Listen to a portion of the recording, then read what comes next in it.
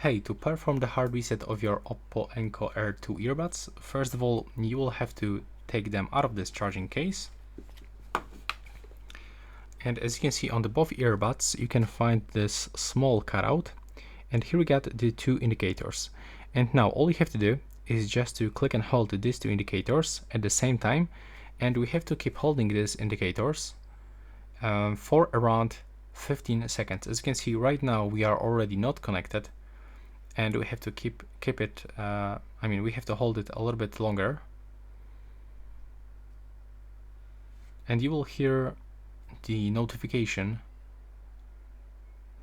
the beep sound that will actually announce us that the reset is complete.